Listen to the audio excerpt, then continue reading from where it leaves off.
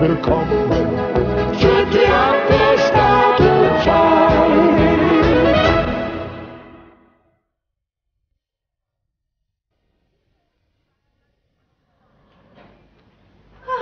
Also ich muss schon sagen, hier bei uns in Bayern haben wir schon eine recht saubere und gute Luft. Am liebsten gehen die jetzt raus und wieder so eine richtige Lunge voll nehmen. Aber selbst dazu ist mir die Freude vergangen. Zu was ist dir die Freude vergangen? Ach, am Schnaufen. Am Schnaufen? Bitte keine leeren Versprechungen, Alte, das mag ich nicht. Ja, ja. Was denn? Ich weiß schon. Das wird am allerliebsten, wenn ich ganz auf Schnaufen vergessen würde. Du vergisst schon nicht drauf. Außerdem vergönne ich dir die gute Luft, die kostet ja auch nichts. Ne? Ja. Das Einzige, was uns wir überhaupt noch leisten können. Bloß satt wird man halt nicht davon. Ja.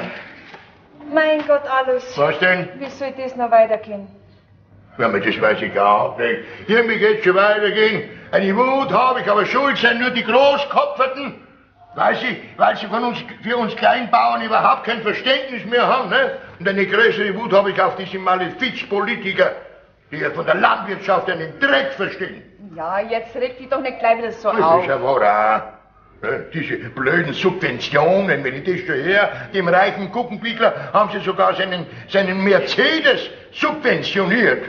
Ja, mein Gott, der ist halt einmal ein größerer Bauer. Ja. Und außerdem hat er nebenbei noch eine Viehhandlung. Auch. Aber zu was die Moserin eine Subvention braucht, für eine Badekur an der Riviera, also, das verstehe ich nicht. Also früher, da hat sie sich bloß an Weihnachten und an Kirchweih gewaschen. Und jetzt? Jetzt muss die Dumme ganz gleich 3 Wochen an die Riviera zu den Spaniern. Ja, mei, dafür sind die spanischen Arbeiter bei uns auf die Bauernhöfe, ne? Ja, die Moserin, die hat wenigstens ihre Gastarbeiter. Und was haben wir? Wir haben den Martin. Da haben wir schon was. Du, also pass mal auf, das muss ich dir sagen. Der Martin steckt an Tüchtigkeit und Fleiß alle Gastarbeiter von der Moserin in den Sack. Ja, und weißt auch, warum er so tüchtig ist? Ja? Wegen dir. Oder meinetwegen. Ich will dir sagen, warum. Warum? Wegen unserer Kathi.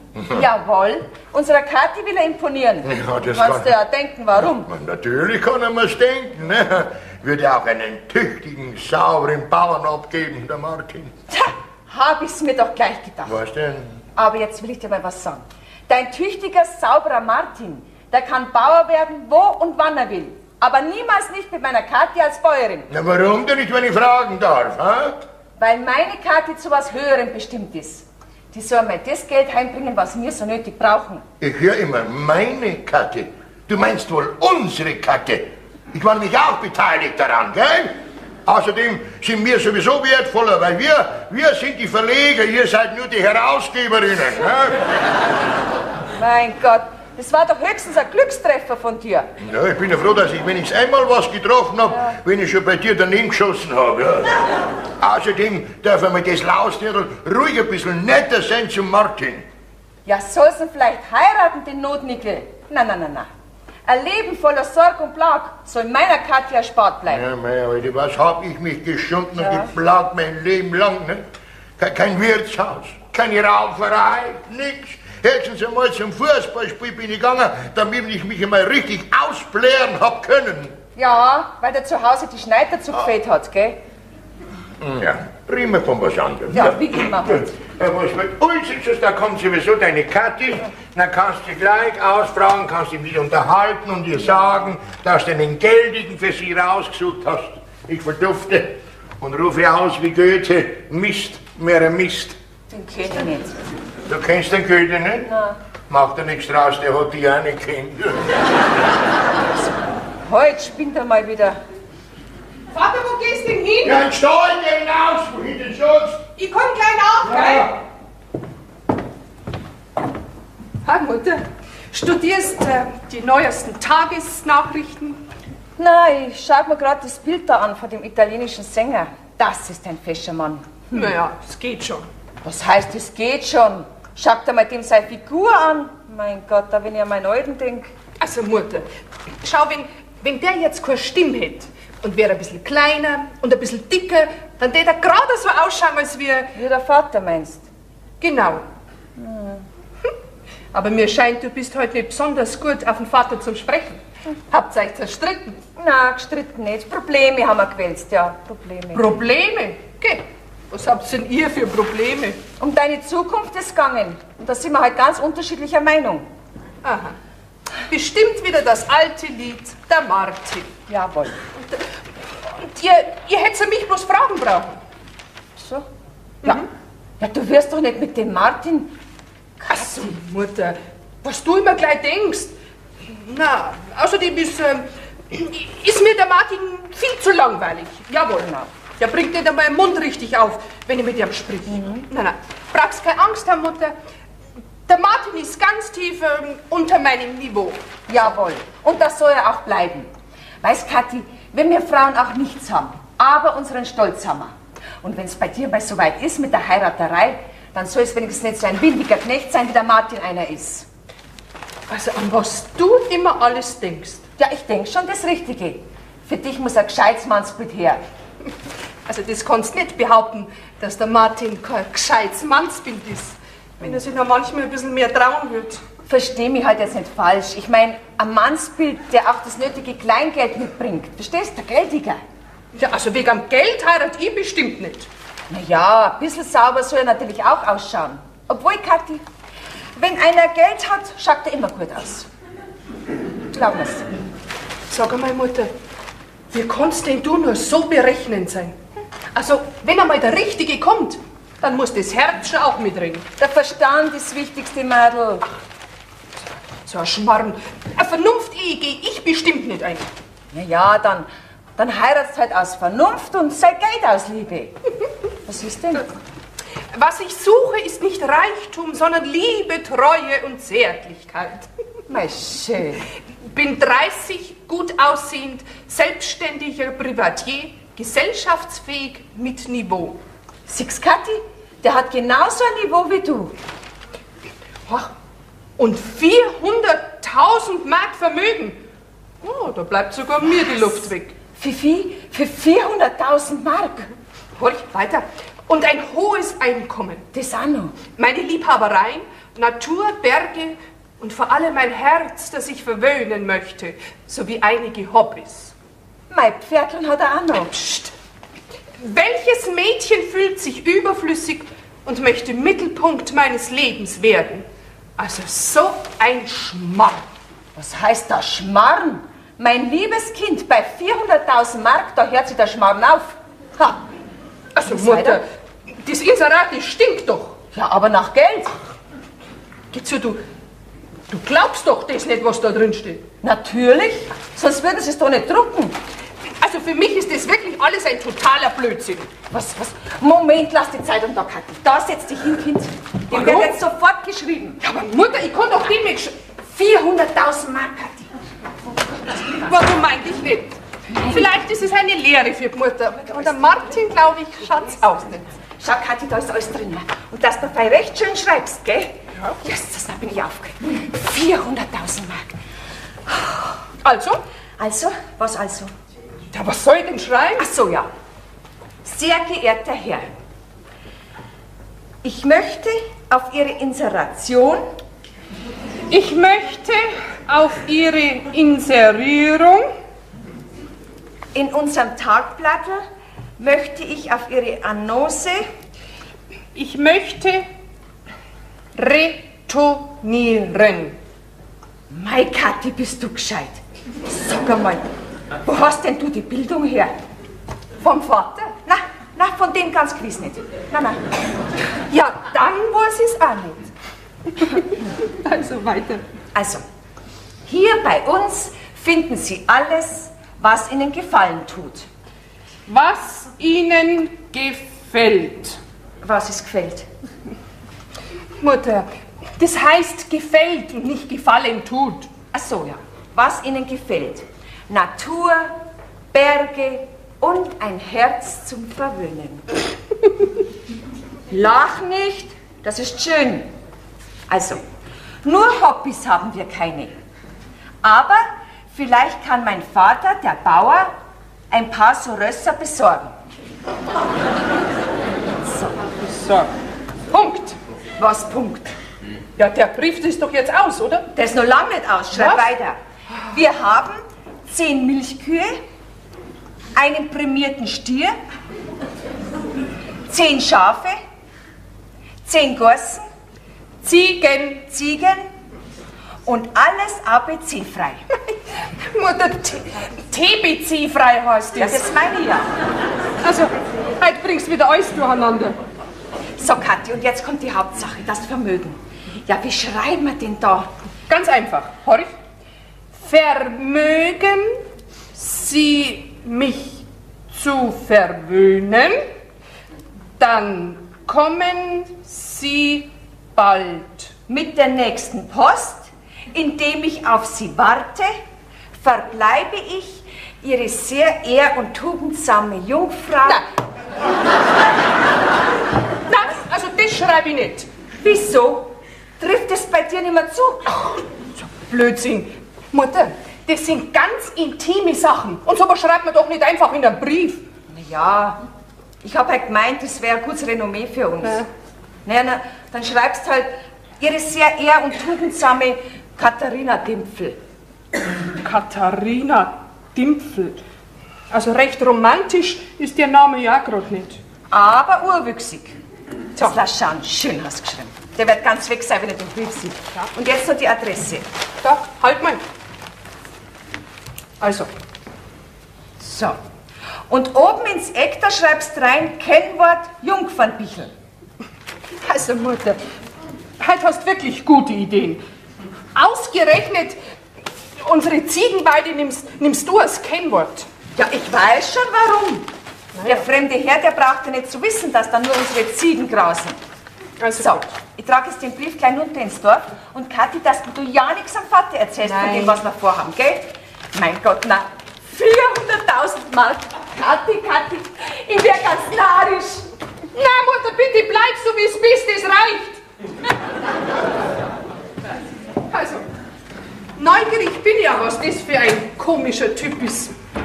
Naja, wenn einer so viel Geld hat, dann kann das kein Gescheiter sein. Resi, Kackel! Wo stecken denn die zwei Weiber wieder? Meine Alte hat doch bestimmt wieder was vor mit ihrer Tochter. Das kommt wieder furchtbar auf mich zu. Ärger und nichts mehr Ärger. Sagen Zement, Halleluja! Hey. Sag einmal, Bauer, musstest du in aller Herrgottsfrüh schon so sündhaft fluchen, hä? Ich habe nicht geflucht, ich habe nur gesagt, sagen Zement, Halleluja. Und Das ist was anderes, Gut. ja. Martin, setz dich mal nieder. Bin so frei, danke.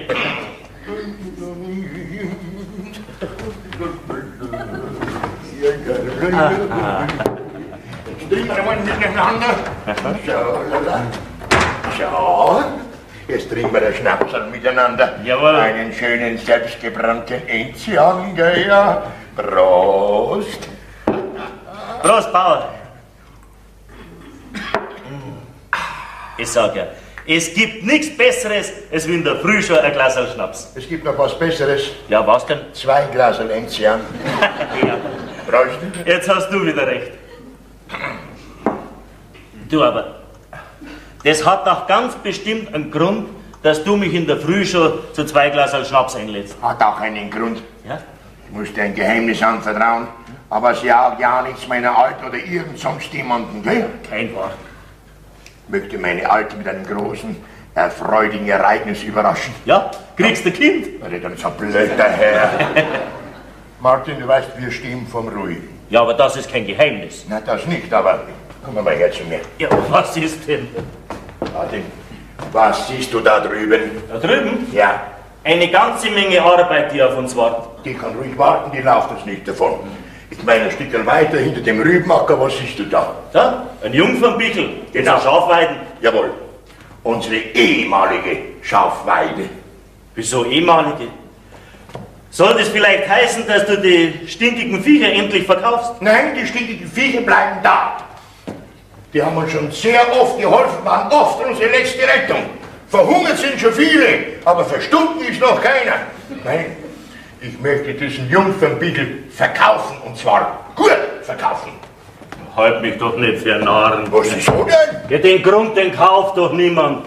Was wächst denn da drauf? Brennnesseln, Disteln und ein Haufen Steine liegen drum, sonst nichts.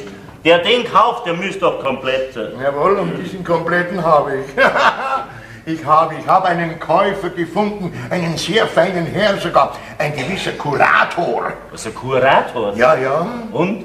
Möchte er Kur machen auf den Jungfernbigel? Nein, der braucht den Jungfernbigel für seine Damen, ne?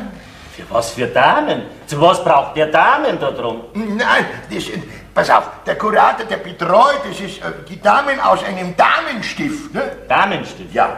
Woher weißt jetzt das du? Ja, das weiß ich, weil ich die Damen und den Kurator kenne von München her. Ach, von München her Ja. kennst du die Gesellschaft? Na, ich war doch in München, wie wir mit unserem Fußballclub bei den Freundschaftsspielen drin waren, ne? Aha, dann waren das deine sogenannten Aufstiegsspiele. Ja, Ja? ist ja noch kein Verrückter. Und die Damen waren auch dabei, gell? Na, du verstehst nicht, pass auf, der Kurator hat mir erzählt, dass wegen einer Verkehrsplanung müssen die also da ausziehen, wo sie jetzt sind, und weil er die Damen doch betreut aus dem Damenstift, der Kurator, ne? Ja, ja, komm, Bauer. Was denn? Jetzt warst du ein Lebtag lang ein anständiger Mensch. Jetzt möchtest du auf deine alten Tagen im Verruf kommen. Ha? Jetzt hör doch auf. Ach, geh zu. Auf den Jungfernbigel ein Damenstift mit so fragwürdigen Frauenzimmern. Ha? Da könnt's gleich dann aus unserem Kuhstall dann nur ein Bar machen. Mit Striptisch und mit Haschisch. Also, du verstehst mich nicht, was ich sagen wollte. Ja, und was macht dann die Katte da in dem Damenstift? Ha? Vielleicht Barfrau, oben ohne. Ha? Du, aber bild dir ja nicht ein, dass ich da mitmache bei der unsauberen Geschichte. Geh zu. Schau, der Jungfernbigel ist eine geweihte Erde. Ja. Da ist vor 100 Jahren das Kloster gestanden mit den ehrwürdigen Jungfrauen und mit der heiligen Christentia. Eben, und deswegen will der Kurator diesen Jungfernbigel kaufen für seine Stiftsdamen, weil es da oben ein Stift, ein Damenstift hinbauen wollen, ne? So, aber das eine sage ich dir. Nein. Wenn dieser feine Herr kommt und ich bin zufällig da, dann klopfe ich ihm ja bratfertig, gell? Martin, du verstehst mich nicht oder bist ein Weiberfeind geworden? Nein. Ja, das ist die Alte, um Gottes Willen. Du, sag ja nichts meiner Alten, was wir gesprochen haben, gell? Da braucht niemand was zu wissen Da davon. brauchst keine Angst haben. Aber eines würde mich jetzt interessieren, Was denn? was unser Bäuerin da für einen Posten kriegt in den Damenstift. Der lassen wir die Toiletten putzen. Okay, ja. Ja, also, da sitzen die zwei Herrinnen, schauen wie zwei Ochsen, wenn's donnert. Ich hab gedacht, du hast da Arbeit, hä? Ja, schau, ich hab halt nicht... Oh, und nach Schnaps stinkst du schon wieder. Sag einmal, musst denn du in der Früh schon deinen Rausch haben, hä? Na schau, Bäuerin, Was die denn? Sache ist nämlich so, der und Bauer... Komm, hör auf. Besoffene Mannsbild übereinander. Naja, wie der Herr, so das Geschirr.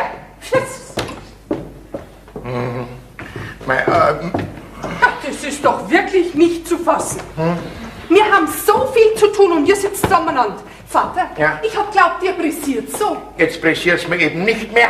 Ha? Und du, brauchst du vielleicht eine extra Einladung? Ganz die Alte, ganz die Alte. Ja, weißt, ich hab mir halt gerade so meine Gedanken gemacht. Du sollst dir keine Gedanken machen, sondern du sollst deine Arbeit machen. Du, ich glaub, die habe ich bis jetzt immer noch richtig gemacht, gell? Aber wenn das bei uns so weitergeht, werden wir bald keine Arbeit mehr haben. Was soll denn das heißen? Ach, nix. Ich befürchte nur, wenn das eintrifft, was ich vermute, dann glaube ich, verliere ich meinen Verstand. Oh, dann pass nur ganz gut drauf auf, denn solche Kleinigkeiten sind sehr schwer zu finden. Tu nur Spaten. Aber dir werden die Augen schon noch aufgehen. Aber wahrscheinlich erst, wenn es zu spät ist. Wenn es zu spät ist, was willst du denn damit wieder sagen? Nix. Ich sag nur eins. Jungfernbigel. Was? Jungfer? Ja, woher weiß denn der... Aber mir scheint, der Martin ist eifersüchtig. Jawohl, der Martin eifert. Ja, was ist denn mit dir, Kathi? Mutter, der Martin ist eifersüchtig. Sag mal, spinnst du jetzt? Das kann doch dir ganz gleich sein, ob der Knecht eifersüchtig Nein, ist. das ist mir nicht gleich, denn jetzt habe ich zwei Eisen im Feuer. Den Martin und den Geldigen. Ja, und was soll das? Ganz einfach. Jetzt lasse ich den Martin schmoren, bis er ganz knusprig ist und dann wird er gefressen. Hallo! Hallo! Ist denn hier niemand zu Hause? Hallo? Niemand da? Tatsächlich kein Mensch daheim. Ja, was haben wir denn da? Ja, das ist aber ein schönes Stickerl. Ist ja genau sowas, wie ich schon suche, jahrelang. Und Wurmstiche ist er auch. Ja, genau das, was ich brauche in meiner Sammlung. Ja, sag ich immer. So ein fettes Heiratsinserat verschaffe ich mir die Zulieferer, verschaffe ich mir eine alte und auch alte Möwin. Ja, was mache ich denn heute wieder? Gestern habe ich einen Schwaben gemacht, dann mache ich heute ein bisschen auf Preisisch. Eine Jahreszahl steht auch noch drauf. 1700.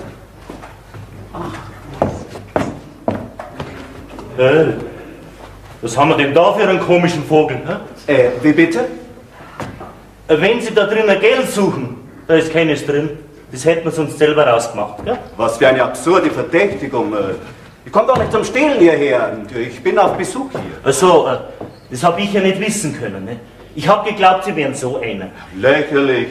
Sie haben aber eine merkwürdige Art, einen Besuch zu begrüßen. Ja, aber noch merkwürdiger ist meine Art, so einen Besuch zu verabschieden. Na, Männchen, lass uns das mal bleiben, ja? Du, dir gebe ich gleich ein Männchen, gell, Mandel? Sag einmal, was suchst denn du überhaupt da? Ha? Überhaupt, wie kommen Sie dazu, mich zu duzen? Mein Name ist Hein Piepenbrink und man pflegt mich gewöhnlich mit Herr Piepenbrink anzusprechen. Ja, das kann ich ja nicht schmecken. Müssen schon entschuldigen, Herr Brinkenpiep. Piepenbrink. Ja. Und Sie sind wohl der Junior des Hauses? Ich bin der Martin. Na dann, grüß Gott, Herr Martin. Ja, ja. Danke, das genügt. Danke. Festen Händedruck. Sagen Sie mal, merkwürdig. Das ganze Haus wie ausgestorben und nichts abgeschlossen. Ja, bei uns gibt's nichts zu holen, was einen Wert hat. Na, ich weiß nicht. Ja, und zum Stehlen sind Sie ja nicht da, oder? Gottes Willen, das habe ich doch nicht nötig in meiner Position. Sind Sie der Herr Kurator? Mein lieber Freund. Oha, gell?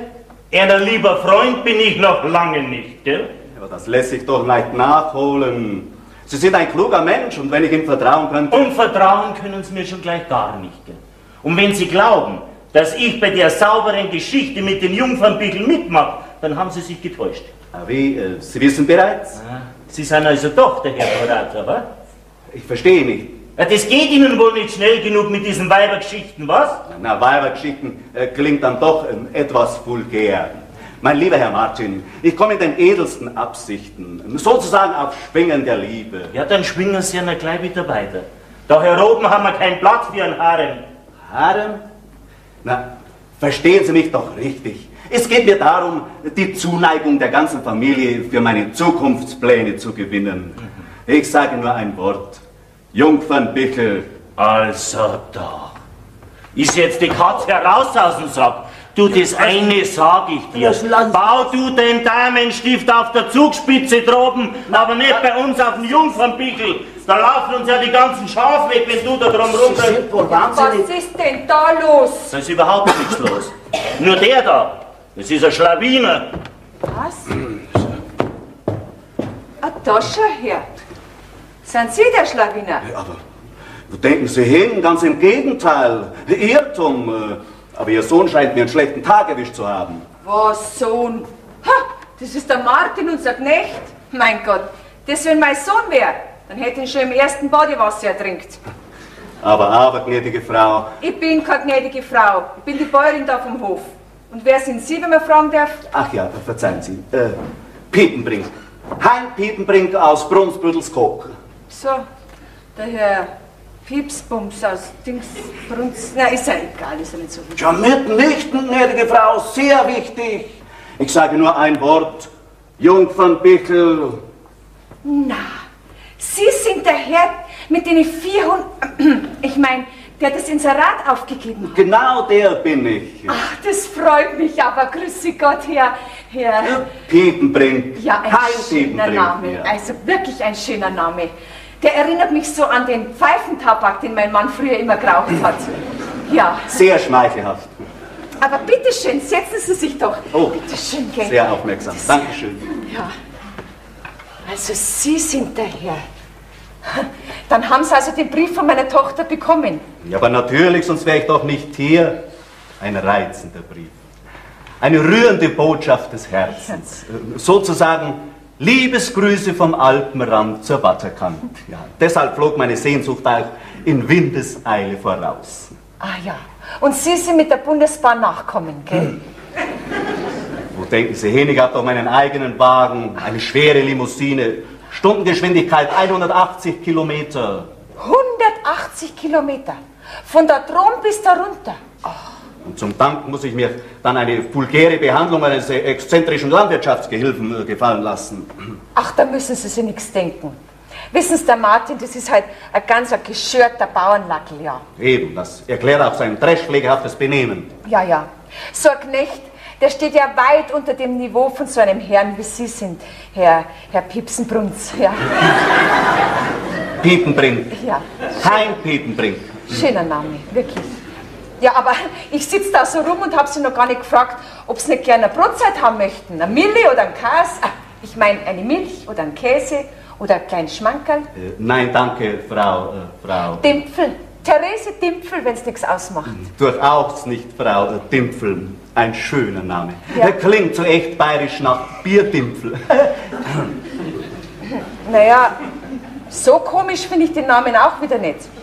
Das ist ein alter Familienname. Der steht schon seit dem 14. Jahrhundert in den Kirchenbüchern. Ja, ja. Also, wollen Sie nichts essen? Nein, danke. Viel lieber möchte ich die Bekanntschaft der reizenden Person machen, die hier so gerne verwöhnt werden möchte. Reizende Person? Naja, Ach so. ihr liebreizendes Ja. Fräulein Tochter. Die Kathi, ja, ja, die ist freilich liebreizend. Wo es nur wieder bleibt, die Rotznasen? Bestimmt ein sehr altes Möbel. Was sagst du da?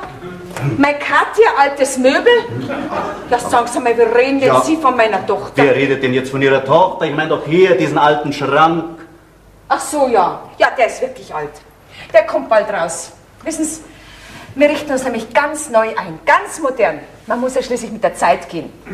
Gleich nach der Ernte wird gestöbert da herinnen. Und dann kommt das ganze Kraftwerk da zum Brennholz. Ah, das hört man gern. Sie haben also noch mehr solcher alter Sachen? Ja, gerade nur, der ganze Speicher steht voll von dem wurmstichigen Zeug. Wurmstichig? Ah, da habe ich ja gerade Glück gehabt. Draußen im Flur, da haben wir einen heiligen Florian, einen ganzen alten. Den wollte ich schon mal eintauschen gegen so eine heilige Theresia aus Keramik, wie man so schön sagt, gell? Also, Frau Dimpfel, bei Ihrer Generalstöberung nach der Ernte wäre ich Ihnen gerne behilflich. Ja, das würden Sie machen. Mit Vergnügen. Ich wäre sogar bereit, verschiedene alte Möbel abzutransportieren. Dann können Sie sich die Arbeit mit dem Kleinhaken ersparen. Okay, so viel Arbeit würden Sie sich machen wegen dem alten Klump. Also ich muss schon sagen, Sie sind ein recht hilfsbereiter Mensch, Herr Piepmatz. Piepenbrink. Ja, ja, aber ich glaube, jetzt hole ich Ihnen doch eine kleine Brotzeit, weil Sie müssen ja Hunger haben nach der langen Fahrt. Ja. Ich komme gleich, gell? Warten Sie ein bisschen. Au! Ah! Jetzt aber Haben Sie sich wehgetan? Oh, ja. Oh, bitte, setzen Sie sich her. Wer hat denn die Milchkanne da mitten ins Zimmer reingestellt? Scheint mir etwas geschwollen. Sagen Sie mal, Sie können doch nicht einfach an die Füße von den wildfremden Frauen losgehen. Ja, aber ich wollte doch nur schauen, ob nicht ein Schienbeinbruch vorliegt. Was sagst du? Ein Schienenbeinbruch? Na, schauen Sie doch gleich genau nach, das darf man noch abgehen. Tut's hier weh? Hier? Nein, nein, ein bisschen weiter herum. Weiter oben vielleicht hier? Ah, ja. Da schau hin. Sauber, muss ich sagen, sauber. Was musst du sagen? Du hast überhaupt nichts zum Sagen, lass dir das gesagt sein, gell?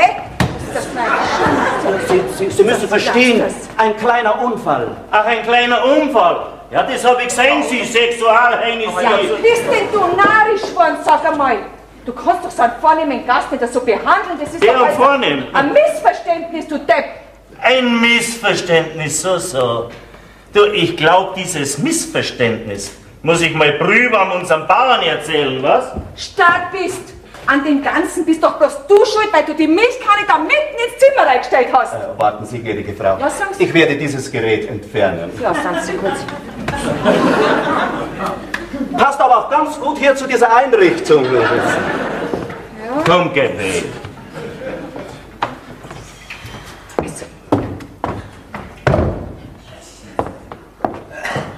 Da braucht man's.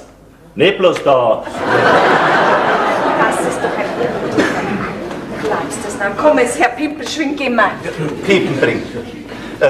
Sie dürfen mir glauben, es war wirklich nur ein kleiner Unfall. Ein kleiner.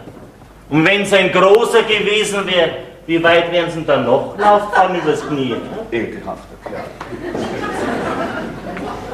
Da haben wir uns ja einen sauberen Vogel Gottes Willen, Bauer, was ist mit dir los? Mein Zeher haben wir angehauen. Komm, schau mal nach, ob er nicht gebrochen ist. Warte ein bisschen. Schau mal, ob er nicht gebrochen ist. Was ist denn? Was hast du denn? Ha? Wo gehst du denn hin? Ich hol einen Eimer Wasser. Da kannst du dann deinen Fuß abkühlen. Nein, ich muss schauen, ob er gebrochen ist. Gebrochen. Ja, den ganzen Fuß kannst du abkühlen, nicht bloß einen Zeher. Der kannst du Ja, gibst du nicht so saudumm hier. Also alles, jetzt willst du dir mal was sagen, gell? Ja, was ist denn? Du wirst doch nicht die Füße waschen wollen. Nein, kühlen muss ich, weil man Zehen angestoßen hat, ne? Ja, das kann auch bloß dir passieren. Ja. Aber bei der Gelegenheit kannst du den anderen auch gleich mitwaschen. Die haben alle zwei nötig. Ach, Blödsinn. Martin, wo bleibt ins Wasser? Ja, bin ja schon da. Ach, her damit, weiter, komm. Schau da. Ja, geht da. Ja, danke, Martin, danke. Bitte. Schau da.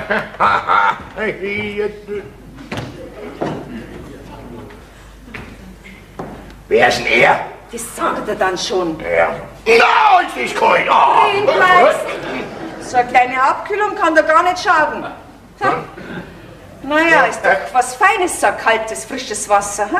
Ein Enzian wäre besser. Ja, die Kathi, die pflückt da morgen ein Streusel Enzian. Na, zum Saufen. Bitte schön, setzen Sie sich doch hin. Da sind Sie in Sicherheit. Wissen Sie, von meinem Mann, da brauchen Sie keine Angst haben. Der schaut zwar nicht besonders einladend aus, aber das ist nur äußerlich. Herr Piep. Na, was piepst denn da rum, hä? Piepen bringt. Ja, weißt Alois, der Herr ist zu Besuch bei uns. Aha, Verzeihen Sie, mein Name ist Hein Piepenbring. das verzeih ich Ihnen gerne. Ja. Er weiß scheinbar noch nicht. Ja, Alois, weiß der Herr da Der Herr ist? Piepenbrink, das habe ich inzwischen schon mitgekriegt, ja? Ja, das auch, aber er hat da ganz was Wichtiges zu sagen. Ja? Wieso reden Sie halt jetzt? Ja, also Herr Pimpfel, Dimpfel heiße ich, nicht Pimpfel. also Herr Pimpfel, ich wollte Ihnen nur sagen, dass ich extra zu Ihnen gekommen bin, wegen des Kennworts Jungfernbickel. Was? Sie kommen mit den Jungfernbickel? Was Ja, das denn? bitte, trocknet er doch. Ja, sagen Sie mal, ja, warum sagen Sie denn das nicht gleich, dass Sie mit dem Jungfernbickel kommen? Ich habe einen ganz anderen Herrn erwartet. Freilich, das freut mich, dass Sie da sind. Das ist ja ganz wichtig für die Zukunft, ne? Ja, vor allem für die Zukunft unserer Kathi. Natürlich, die soll es ja viel besser haben als wie mir, ne? Die natürlich. Und wissen Sie, so billig kriegen Sie es nicht mehr, ne? Wie bitte? Naja, ich meine, das ist alles da, Natur, die können sogar kultivieren, können Sie, bloß wenn Ihnen viel Trägen nichts ausmacht, ne? Alois, Was denn? sag einmal, wie redst denn du daher? Naja, jeder Kaufmann lobt doch seine Ware. Ja, es ist ja wahr, bei Föhn, da stinkt es halt ein bisschen nach Schaf, ne? Also alles, jetzt reicht's aber. Was hast du denn? Also bei allem Verständnis für Ihre etwas derbe Ausdrucksweise, aber Ja. ich finde doch, dass Sie bei der Beschreibung Ihrer Tochter etwas zu weit gegangen sind. Tochter? Ja, ich rede doch nicht von meiner Tochter, ich rede doch vom Jungfernbickel. Jungfernbickel? Ja? Was glaubst du? Jetzt redet der vom Jungfernbichl und ich hab gemeint, weißt alles, ich hab mir gedacht, Wenn du schon zum Denken anfängst. Wenn der nicht wegen dem Jungfernbickel da ist, wegen was ist er dann gekommen? ist schwer zu erraten. Was, Herr Heini? Ja, also, es wäre mir eigentlich lieber, wenn Sie diese delikate Angelegenheit mit Ihrem Gatten selber besprechen. Ich werde mir inzwischen lieber Ihren Musterhof etwas ansehen. Ja, da sehen Sie was Gescheites. Solch alte Möbel haben Sie also noch mehr im Haus? Nein, das ist mein ältestes Stück, was ich habe. Alois. Ja. Nein, wir haben im Speicher drum den heiligen Stefan, das ist der älteste. Und der heilige Florian im Flur.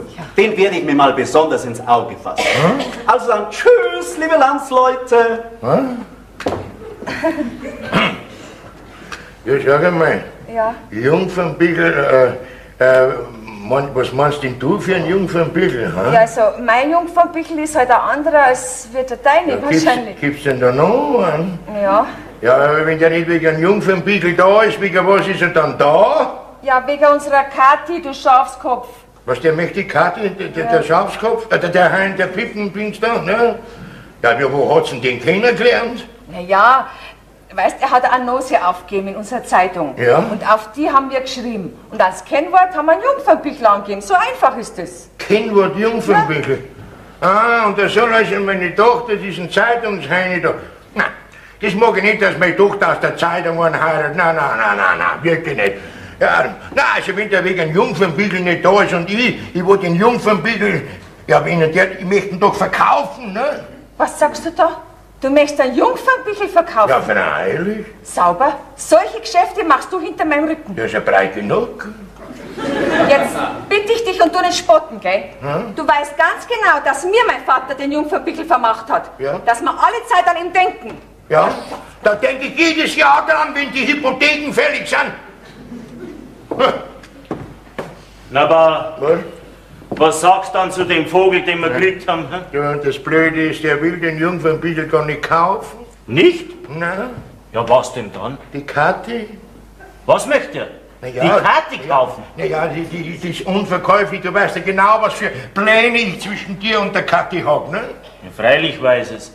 Aber wenn es um den Hof geht, mein Gott, dann muss ich halt zurückstehen. Ich hab heute einmal kein Geld. Aber der Bazi hat scheinbar eine ganze Menge davon. Das scheinbar interessiert mich gar nicht. So viel Geld kann der gar nicht haben, dass ich meine Tochter verschachen tue.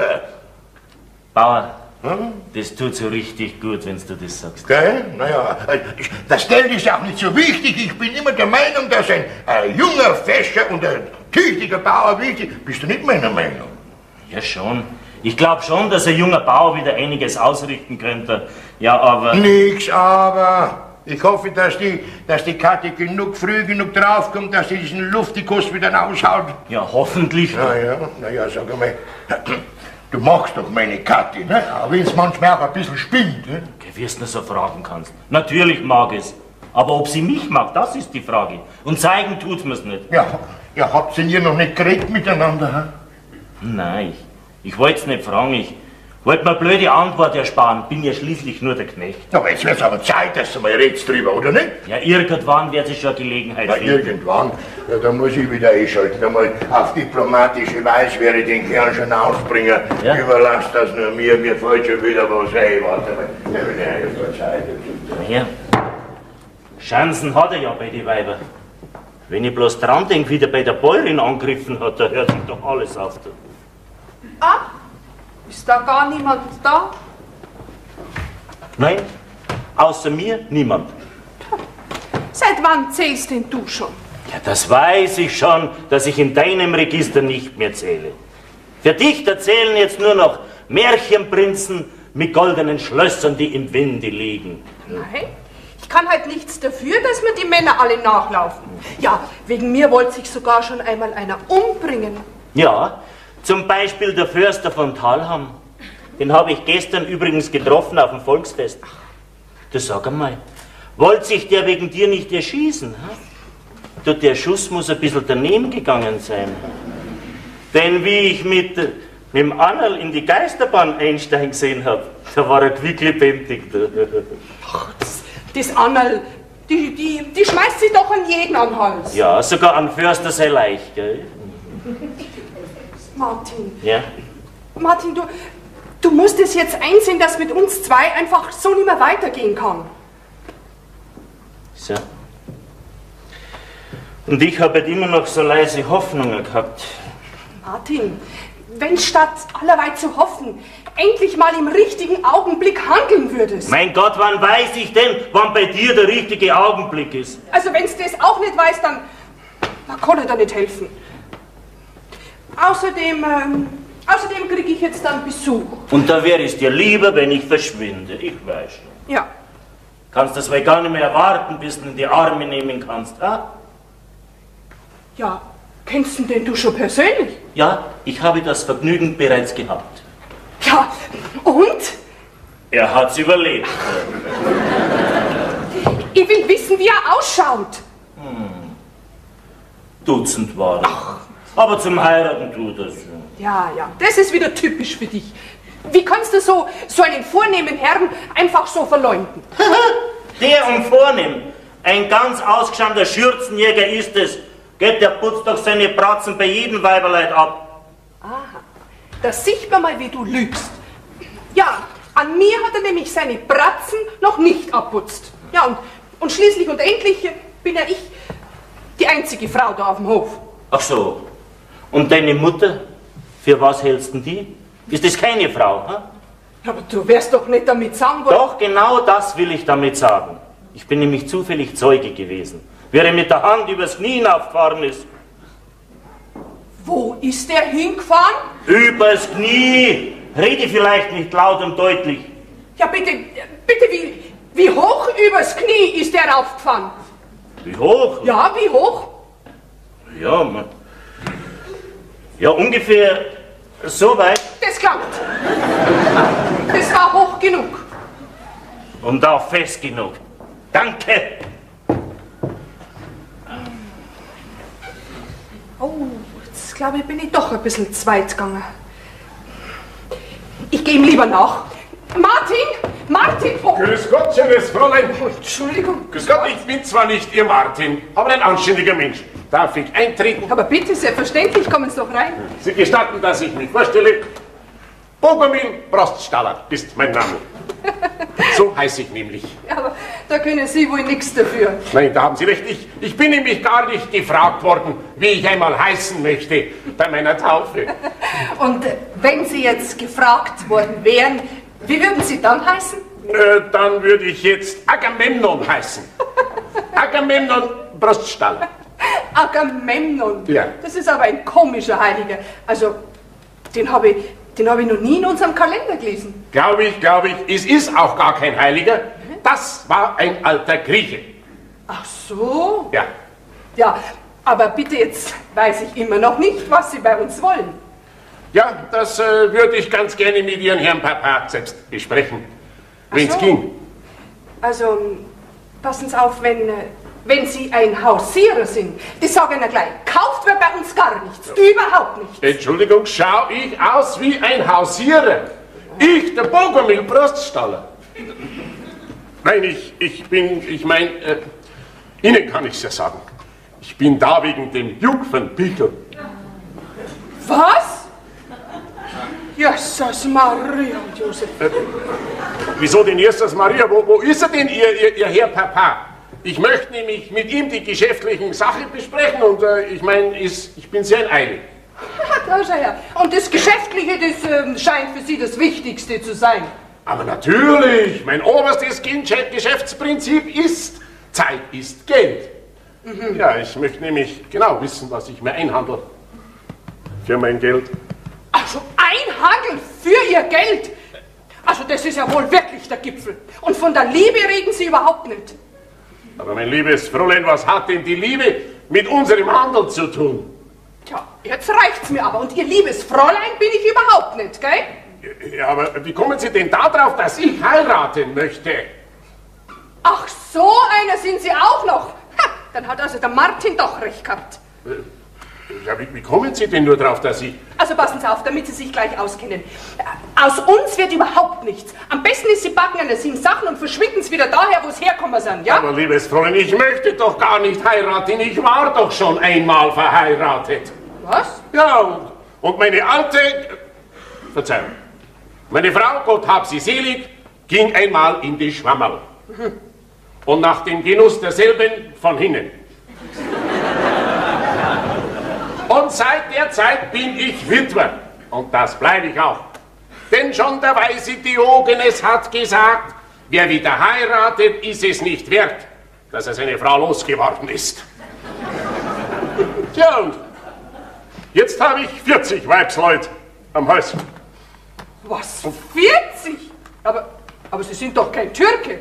Nein, es ist mir als Pflicht auferlegt, den 40 Damen in allen Lebenslagen behilflich zu sein und ihre oft kuriosen Wünsche zu erfüllen, wenn Sie verstehen, was ich meine. Und das ist nicht immer leicht.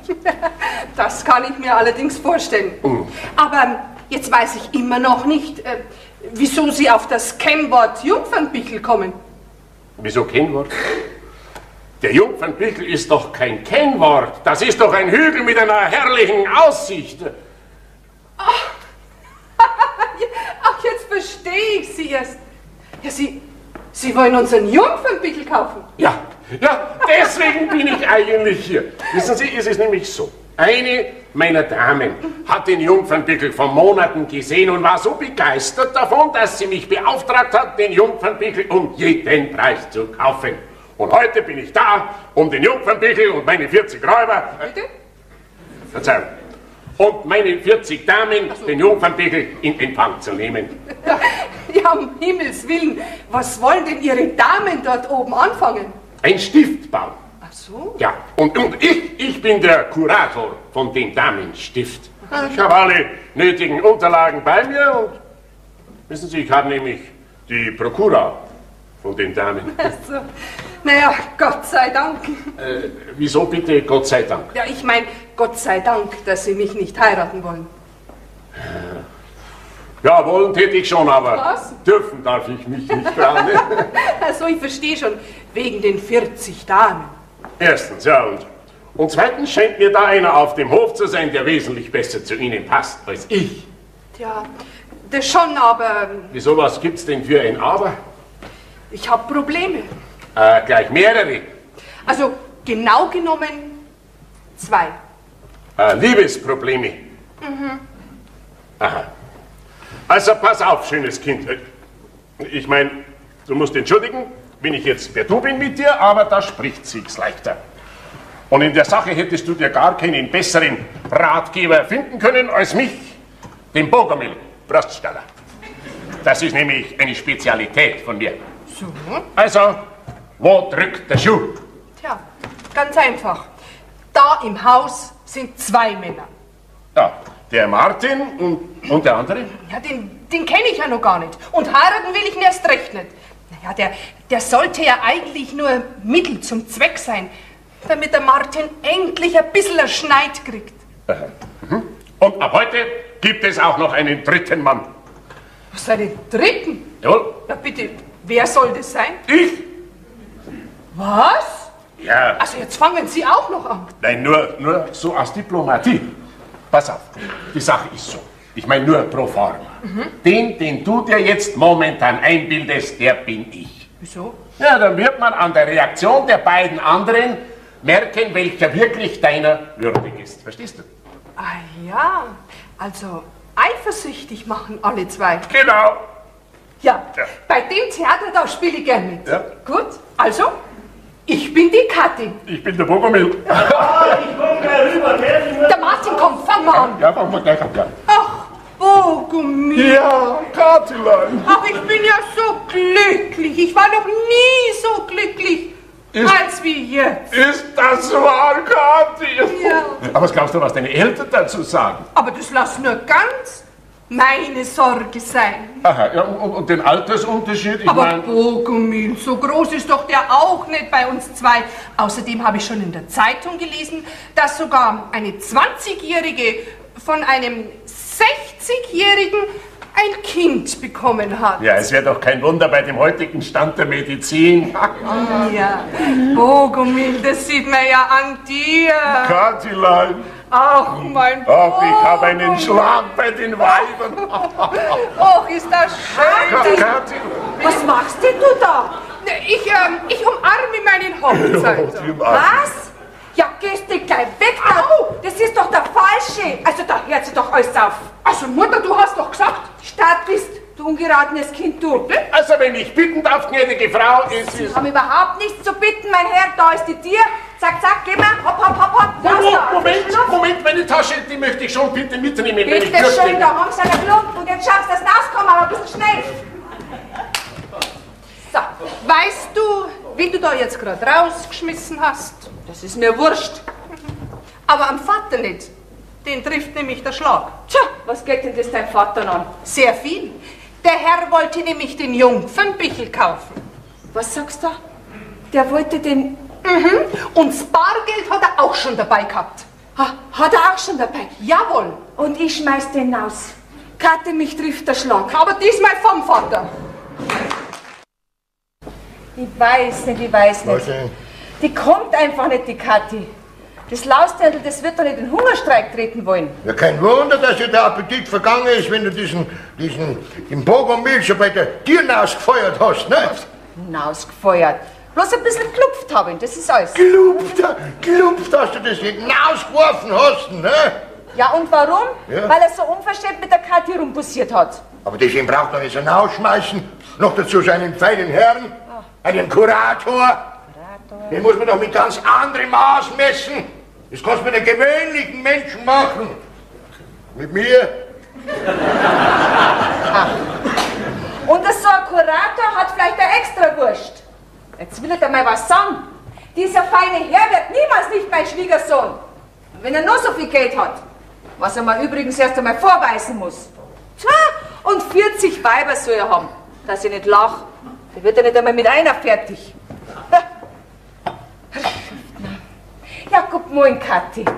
Gut, dass du da bist. Magst du eine Tasse Kaffee? Nein. Mein Gott, na Madel. Du wirst dir doch nicht wegen dem blöden Bogomil jetzt so runterkrinken. Schau, du darfst dir nichts vergeben. Du kannst doch nicht mit jedem x-beliebigen Mannsbild da anbandeln. Mein Bogomil ist kein x-beliebiger. Okay, der passt doch gar nicht zu dir. Komm, trink eine Tasse Kaffee, der frischt das Hirn auf, ja? Danke. Aber mein Hirn ist klar genug. Außerdem brauchst du den Bogomil gar nicht so runtersetzen. Der hat nämlich mehr Geld als wir dein Herr Pumpernickel. Ja? Meinst du wirklich, dass der Geld hat? Aber natürlich. Die Tasche hast du doch gesehen, oder? Ja, die ihm da nachgeschmissen hat. Die war voll mit Geld. Na, Jawohl. was du nicht sagst, voll? Ja, mein Kathi, wie soll ich das wieder gut machen? Brauchst keine Angst haben. Der kommt von selber wieder. Ja, hoffentlich mit dem Geld. Aber natürlich. Der will doch unseren Jungfernbüchel kaufen. Und zwar bar bezahlen, hat er gesagt. Nein. Das geht auf gar keinen Fall, gell? Kommt nicht in Frage. Ja, wo kommen wir denn da hin? Wir können keinen brauchen bei uns da herum, der gleich mit 40 Weibern angetanzt kommt. Aber Mutter, das sind doch Stiftsdamen. So, sagt man jetzt so dazu. Morgen allerseits. Ja, guten Morgen, Herr Heini. Welch strahlender Glanz am frühen Morgen. Ich gehe wohl recht in der Annahme, das Fräulein Tochter des Hauses anzutreffen. Gestatten Sie, dass ich mich vorstelle, Hein Pietenbrink aus Brunsbüttels Koch. Möchte mir das Fräulein Tochter nicht Gesellschaft beim Frühstück leisten? Nein, danke. Ich bin schon fertig. Ja, bitte, wollen Sie sich hinsetzen, Herr Heini. Wie haben Sie denn geruht unter unserem bescheidenen Dach? Ein ruhiges Gewissen ist ein sanftes Ruhekissen. Ja. Es ist ein Kreuz mit dem Mädel. Aber was sollst du denn an Manieren herlernen? Von den 2 Mannsbilder? Oh mei, die haben ja selber keine. Wollen Sie eine Tasse Kaffee, Herr Heini? Nein, danke. Und in Zukunft bitte Hein ohne I. So, und jetzt entschuldigen Sie mich bitte. Jetzt geht's an die Arbeit. Jetzt wird klar Schiff gemacht. Weg mit dem Gelumpe, wie Sie es so treffend bezeichnen. Ja, aber wie wollen Sie das wegschaffen? Sagen Sie mal. Schon mit meinem Wagen natürlich. Oh mei, haben Sie eine Ahnung, was da für Trümmer dabei sind? Das packen Sie nie allein. Wie bitte? Das zerpacken Sie nie alleine. Ja, dann muss mir eben Ihr Knecht, der Muskelprotz, helfen. Ja, das wird gescheit sein. Morgen. Martin, gut, dass du kommst. Wieso? Du kannst uns gleich die Möbeln runtertragen helfen für den Herrn da. Ja? Wieso? Möchte sich der eine Wohnung einrichten? Ha? Es geht dich an Schmarrn an, tu, was ich da sag. Jetzt komm rein, Bogomil. Die Mutter freut sich doch schon auf deinen Besuch. Geh nur her. Wollen wir es hoffen? Ist der auch schon wieder da? Ja, Bogomil, die Mutter beißt dich schon nicht. Ich glaube, bei so einer Familientagung ist es besser, wenn ich verschwinde. Wer ist denn der da? Das ist der Herr Prokurator. Kurator, bitte, Frau Dimpfel, Kurator, wenn ich bitten darf. Ja, also trau dich nur, wenn du mit der Mutter sprichst, ja? Gestatten Sie, dass ich mich vorstelle, Hein Piepenbrink. Ja. Genau so schauen Sie aus. Ja. Komischer Kauz. Ja, das ist ein Geldiger, der möchte unser Jungfernbüchel nämlich kaufen. Aha. Ja, sein Taschen da hat er voller Geld. Oh, interessant. Verzeihen Sie, Herr Bogomil Bruststeiner. sehr angenehm. Sehr angenehm. Ja, also die beiden Herren, die werden sich ja bald näher kennenlernen. Weil der Bogomil, der kriegt nämlich das Zimmer neben dem Herrn Pumpernickel. Ah, ja. Wer bestimmt das? Der Vater. Jawohl. So, Bogomil, und jetzt zeige ich dir dann dein Zimmer. Ja, mit Vergnügen. Und dann zeige ich dir dein Darf ich Ihre Tasche tragen? Nein, danke, meine Tasche trage ich mir lieber selbst. Jawohl. Ja, Sie haben's schon gefrühstückt. ja, gestern. Ja, nein, sorry. Also, Mutter. Ja, wenn er schon gefrühstückt hat. Also, du bist wirklich unmöglich. Komm, Bogomil, ich richte jetzt was zum Essen her und dann zeige ich dir dein Zimmer. Geh noch weiter, geh noch mit mir. Jetzt komm. Widerlicher Kerl. Geldprotz. Na. Das Geld ist noch lang nicht das Schlechteste, gell? Ah, Sie wechseln jetzt wohl in das andere Lager. Die Geldtasche des Herrn Bogomil hat das wohl bewirkt. Naja, der Spatz in der Hand ist mir noch lieber wie die Taube auf dem Dach. Herr Hein, ohne ihn. Bei dem weiß ich wenigstens, dass er Geld hat. Aber von Ehrenre 400.000 Mark, da habe ich bis jetzt noch nichts gesehen. Das war aber sehr taktlos. Ich hatte noch gar keine Gelegenheit, über das Finanzielle zu sprechen. Gut, dann sprechen wir jetzt drüber. Ja, machen wir. Sehr richtig. Aber ich hätte jetzt mehr Lust, die Sachen auf dem Dachboden anzusehen. Seien Sie mir deshalb nicht böse. Wir können ja am Nachmittag dann die andere Sache klarstellen. Ja, hoffentlich ist dann aber auch alles klar. So wahr ich kein Piepenbrink heiße. Na, also jetzt will ich noch mal was sagen. Auf den Namen brauchen Sie sich wirklich nichts einzubilden. Da bricht man sich ja die Zunge ab. Jetzt gefällt Ihnen mein Name auch nicht mehr. Sie, da hat mir noch nie gefallen. Oh, bitte sehr, Frau Dimpfel. Dankeschön, Herr Bogomil, dankeschön. Bitte sehr. Olexantippe? Ah, Sie kennen die griechische Mythologie. Durchaus nicht. Mein Interesse gilt vielmehr dieser Art von Altertümern. Ah, verstehe. Sie sind Antiquitätenhändler. Ja, also da handeln Sie Ihnen ja bei der Hochzeit, ich meine mit der zukünftigen Schwiegermutter, ein gutes Stück ein. Schwiegermutter? Das ist ja ein Fegfeuer. Ja, aber ein altes Sprichwort sagt schon, wie die Mutter, so die Tochter. Ganz unter uns. An der Tochter haben Sie gar kein Interesse, stimmt's? Im Vertrauen. Wir angeln doch beide an dem gleichen Fisch, nicht? Nein. Ich habe nämlich gar keine Freude am Fischen. Meine Geschäftsprinzipien. Ein vielversprechendes Heiratsinserat in einer Zeitung, die von der Landbevölkerung gelesen wird. Mit Speck fängt man Mäuse. Feste Absichten natürlich nur insoweit, als Ich weiß, insoweit als es gilt, die antiquarischen Aussteuern der Bauernmädchen zu erhaschen, was? Sehr richtig. Man braucht natürlich eine gute Spürnase. Und Vertrauen muss man erwecken können. Verstehen Sie, Vertrauen, das ist eminent wichtig. Ja, so einfach ist die Methode des Hein Piepenbrink. Und wie sieht die Ihrige aus, alter Klaubautermann? Meine Prinzipien. Können Sie schweigen, Herr Piepenbrink? Wie das grad. Sehr schön. Ich auch. Wenn Sie meine Geschäfte in Wurm reinbringen, dann können Sie was erleben. Sie sind wohl mit Vorsicht zu genießen. Ich bin überhaupt nicht zu genießen. Oh. Ja, schon wieder da. Ah, da hat wohl einer das Verreisen im Sinn, was?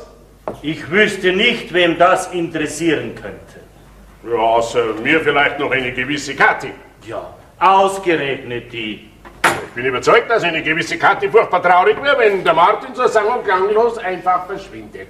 Ja, so reden ausgerechnet Sie daher. Wo Sie gestern noch um die Kathi rumgeschlichen sind, wie so ein verliebter Kader. Jetzt pass auf, Martin, ich weiß ganz sicher, dass die Kathi dich zum Fressen gern hat. Ja, das habe ich gemerkt, ja. Ja, mein Gott, jedes Mädel hat eine andere Methode, ihrem Geliebten zu zeigen, wie gern sie ihn hat. Ja, aber auf diese Methode kann ich verzichten, danke. Ich hole jetzt mein Arbeitsbuch und dann bin ich weg da. Gut, dann wird eine gewisse Kathi furchtbar traurig sein und mich macht sie dafür noch verantwortlich. Sie? Wieso Sie? Weil ich ihr versprochen habe, dass sie ihren Martin kriegt. Also mit Ihnen kenne ich mich jetzt überhaupt nicht aus. Ich habe geglaubt, Sie haben bei der Kathi feste Absichten.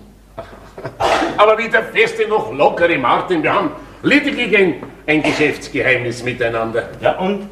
Darf man dieses Geheimnis auch erfahren? Ja, wenn es einmal keins mehr ist, dann sage ich's dir. Jetzt pass auf. Jetzt gehst du wieder in deine Kammer, packst deine Sachen schön aus, es braucht ja gar niemand merken, ganz besonders die Kathi nicht, was du da jetzt für einen Blödsinn vorgehabt hast. Gut, dann warte ich halt noch. Aber eines täte mich interessieren. Wie Sie der Bäuerin klar machen wollen, die Sache mit der Kathi und mit mir? Ja, das überlasst man Bauern. Ja, ausgerechnet dem. Der ist doch bei alle zwei Weiber unterm Pantoffel. Martin, pass auf, wenn's drauf ankommt, hat der Bauer mehr Courage, als wir du jetzt gerade gehabt hättest. Ach so. Ja, und noch eins möchte ich dir sagen. Das Starre, das Bockige von der Kette dir gegenüber, das ist nur das ist nur Maske, verstehst du? Tarnung. Da drinnen, da ist die so weich wie Butterplatzel. Ja, die einen dann im Magen drin liegen bleiben. Ach was, für Gott. War er so ein netter Kerl, aber einen Schädel hat er so hart, dass man Mauern einstürzen könnte damit. Weiß nicht, ich weiß nicht. Weiß nicht, was ich denken soll. Beim Bogomil, da weiß ich, dass er Geld hat. Aber er passt halt so gar nicht zu meiner Kathi. Und der andere, ein feiner Pinkel ist er ja. Und ein Auto hat er auch. Aber wo seine 400.000 Mark sind, das weiß der Kuckuck. Und die Kathi. Jetzt auf einmal jetzt sie mit dem Bogomil da anfangen. Ah, da bist du ja. Ja, aber Du sag mal, was soll denn das heißen? Dein Auserkorener ladet unseren halben Hausrat auf seinen Schinterkarren auf? das geht in Ordnung, ich hab's ihm erlaubt. Du machst es ihm erlaubt? Ja. Ja, und ich werde überhaupt nicht mehr gefragt. Der ist ja imstande und schlägt mir mein Bett unter den Hintern ab. Was? Hausrat ist meine Sache, ja? Da hast du gar nichts reinzureden. Oha, oha, wir haben immer noch Gleichberechtigung, gell? Aber nicht bei uns. Was? Nicht bei uns. Ich komm nicht auf gegen Sie, ich komm nicht auf, ich kann anstellen, was ich mag. Ja. Also was ich da so gehört hab, mein Lieber, stehen Sie ganz schön unter Pantoffel. Ja, wenn Sie meine Alte näher kennenlernen täten, dann wären Sie auch drunter das sagen. Ne? Ja, weil Sie keine Schneid haben. Oder haben Sie Angst? Angst? Na, Angst habe ich nicht, aber Schiss. Ja, Tempel. Ja. Haut's doch einmal anständig auf den Tisch und zeigen's, wer da herin die Hose anhat. Ich hau. Ja. Und wenn Sie dann zurückhaut? Herr Tempel, einen Versuch wär's doch wert. Nur einen Versuch. Versuch? Ja. Ich bleibe in Ihrer Nähe. Ich gehe jetzt raus und stelle mich hinter das Fenster. Nur wenn was wäre, ich würde Ihnen beistehen. Ich bin also da draußen. Bei meiner Alten ist ein Versuch schon gefährlich. Aber wollen wir es probieren, ja? Gut, also ich versuch's mal. wünsche Aber Ihnen- bitte bleiben Sie in der Nähe, gell, im Falle des Falles. Ja, gell? ich halte alle beiden Damen, wünsche Ihnen alles Gute. Ich Haben stehe Sie, auf haben Sie ein Verbandzeug dabei, wenn irgendwann... Das braucht man nicht, Herr Tempel. Brauchen wir nicht. Gut, wenn wir es nicht brauchen. Der kennt meine Alte nicht. Meine Alte ist ein Schlägertyp. Ja, dann probier es heute mal. Mein Gott. Also auf geht's. Lieber Gott, mach auf, ich komm gleich. Ich bin gleich. Alte. Alte, Meinst du mich? Jawohl, ich. Ab heute bin ich der Herr im Haus. Das merkst du, gell? Was? Jawohl, du hältst jetzt in Zukunft dein Maul, du kümmerst dich um deine Küche und um deine Kochtöpfe und alles andere geht dich nichts mehr an, sonst kannst du was erleben, gell? Ja, Mo, Alter. Ich bin kein alter Mann, merkst du das? Was ist, bin ich gut? Ja, aber Sehr gut. Jetzt weiß ich wirklich nicht mehr, was ich denken soll. du sollst überhaupt nicht denken, das Maul sollst halten, mein Lieber, sonst kannst du was erleben, ich sage dir, gell? Gashi, lass doch den Schirm stehen, der gehört ja übrigens an Martin. Das ist mir wurscht. Ja, also, alles was recht ist. Was? Tu ja schon alles, was du willst. Ja, hoffentlich, mein Lieber. Sonst kracht's, das kannst du dir vorstellen. Da geht's dir hin mit dir mit dem Salat in die Stadt. Da werde ich... Vater, Was? ja, wie schaust denn du aus? Du komm- Wie der Erzengel Gabriel Ja. mit dem flammenden Schwert. Ja, ja, du kommst mir grad recht. Du kannst auch meinen Segen haben. Vater! Hinsetzen, alle zwei. Hopp, hopp. Was denn? So, sag mal, Was denn? wie lang soll denn dieses Spiel mit dem Martin noch hinlangen, hä? Aber Vater, ich hab doch... Du hast natürlich... Ich will das nicht haben, dass dieser brave Bursch wie ein Dreck bei uns am Hof behandelt wird, ne? Also, ich hab einen Martin noch nie so behandelt. Du und genauso wie deine saubere Mutter. Jawohl. Also, ich muss schon recht bitten, gell? Ich habe Wort. Das Weib ist dem Manne untertan, sonst kracht's. Dieser Spruch steht aber nicht in der Bibel, Herr Dimpel. Ja, der war von mir.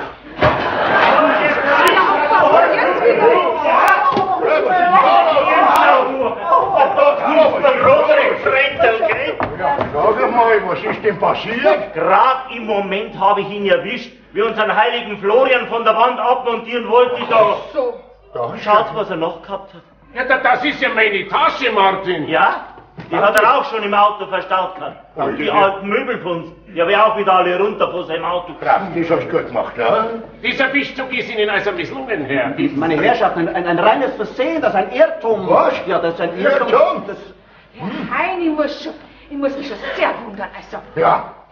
Ha. Na, sind Sie froh, gell, dass Sie eine wertvolle Tasche wieder haben? Ja, einerseits schon, aber andererseits, ich hätte es auch ohne weiteres verschmerzen können. Oh. Ja. Ist das alles?